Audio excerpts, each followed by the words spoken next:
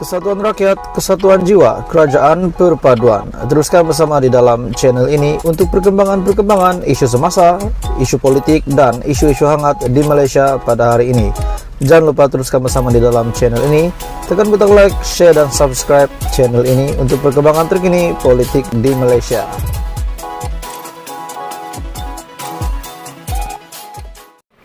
Hai semua, salam sejahtera Malaysia, tuan-tuan dan puan-puan semua. Memang satu Malaysia, bahkan seluruh Malaysia digemparkan dengan kenyataan daripada Ketua Menteri Sabah yang juga Presiden JRS, di mana pemimpin-pemimpin daripada Bersatu telah keluar parti. Dan kenyataan hari ini, kenyataan sebelum ini, selepas pemimpin Bersatu Sabah ini keluar parti dan beberapa orang lagi, salah seorang yang tinggal di dalam Bersatu Sabah, wakil tunggal adalah Ronald Kiandi. Tinggal Ronald Kiandi lagi yang tinggal di dalam Bersatu dan telah mendakwa bahwa beliau akan kekal bersama Bersatu dan juga akan menaikkan semula Bersatu di Sabah. Oke, persoalannya tuan-tuan dan puan-puan, adakah selepas beberapa pemimpin yang meninggalkan Bersatu Sabah dan tetap bernaung di bawah JRS ini boleh memberi kesan kepada Kerajaan Perpaduan Anwar hari ini? Menjadi tanda tanya ramai orang pada hari ini. Tapi sebelum saya teruskan berita hari ini, saya meminta kerjasama jasa baik kamu untuk tekan butang subscribe supaya kamu tidak terlepas perkembangan terkini daripada channel ini. Tuan-tuan dan puan-puan semua, hari ini daripada suaramerdeka.com.my, Kerajaan Anwar hilang keabsahan bila ahli parlimen Sabah keluar Bersatu. Tanda tanya. Sebelum saya ulas, adakah kamu mempunyai komen berkenaan dengan pertanyaan ini, di mana status Kerajaan Perpaduan hari ini mempunyai akan terkesan selepas ahli parlimen Sabah yang keluar Bersatu. Jika benar seperti yang dilaporkan, 4 atau 5 ahli parlimen Sabah Bersatu telah keluar parti, maka mereka telah melanggar Undang-Undang Lompat Parti, Undang-Undang Anti Lompat Parti. Taufik Tun Dr. Ismail dalam suratnya kepada Malaysia Kini berkata, akibatnya ahli parlimen tersebut akan berhenti menjadi ahli Dewan Rakyat. Kerusi mereka akan menjadi kosong dan pilihan raya kecil perlu diadakan. Undi percaya Perdana Menteri Anwar Ibrahim pada 19 Disember akan kurang 5 undi. Undang-undang adalah jelas. Perkara 49E baru Perlembagaan Persekutuan menyatakan 49E dalam kurungan 1 tertakluk kepada peruntukan perkara ini.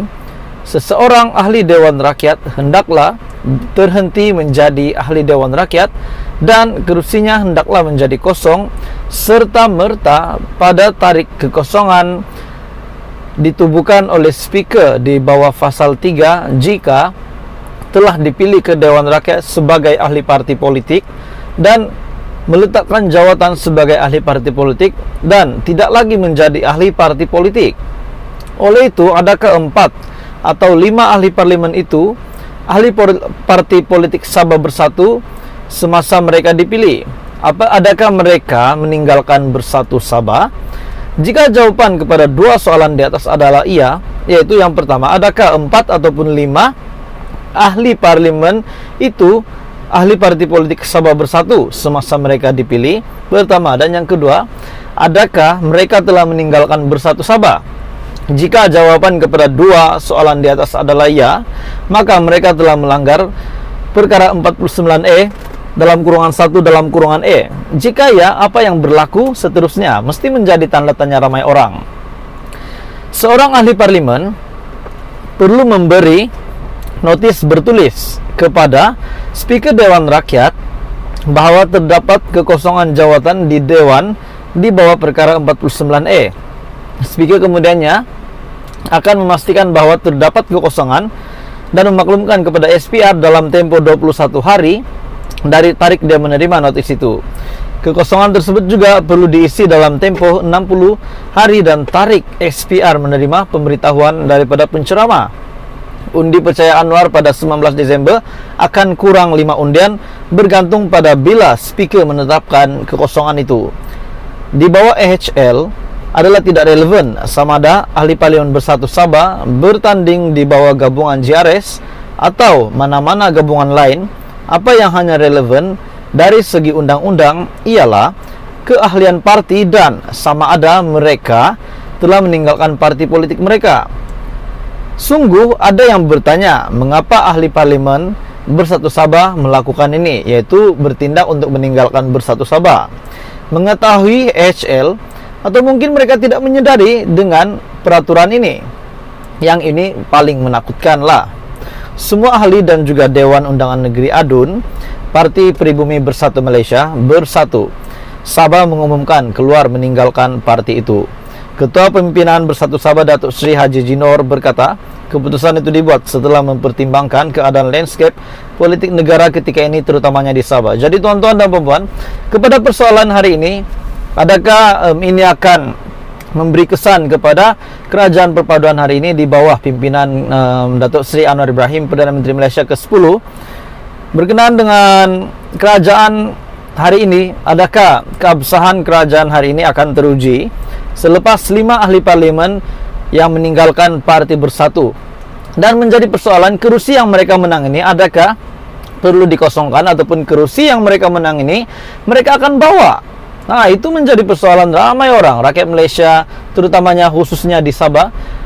Mungkin ada yang pening kepala hari ini, apa nak buat sekarang, apa nak fikir, kenapa mereka lakukan ini, dan apa kesannya kepada kerajaan perpaduan hari ini. Jadi kerajaan Anwar hilang keabsahan bila ahli parlimen Sabah keluar bersatu. Dan ada yang kata mengikut keputusan yang sudah dibuat ini, adakah pada undi percaya Datuk Seri Anwar Ibrahim pada 19 Desember ini akan kurang 5 undi sebab 5 ahli parlimen ini sudah keluar parti? Dan bagaimana, adakah kerusi ini dikosongkan dan perlu adakan lagi PRK? Jadi itu menjadi tanda tanya kepada rakyat Malaysia, kepada rakyat Sabah khususnya. Adakah selepas kerusi yang antara kerusi yang dikosongkan ataupun mereka membawa kerusi itu ke parti yang baru mereka, ataupun mereka keluar dan meninggalkan kerusi itu begitu saja?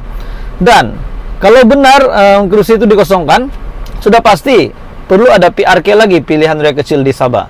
Jadi bagaimana komen anda tuan-tuan dan puan-puan? Jika benar seperti yang dilaporkan, 4 atau 5 ahli parlimen Sabah bersatu telah keluar parti, maka mereka telah melanggar undang-undang anti lompat parti. Walaupun ini belum lagi berkuat kuasa di Sabah, yang saya ingat, saya tidak tahu kalau sudah update. Anda boleh komen di bawah dan betulkan kesilapan saya.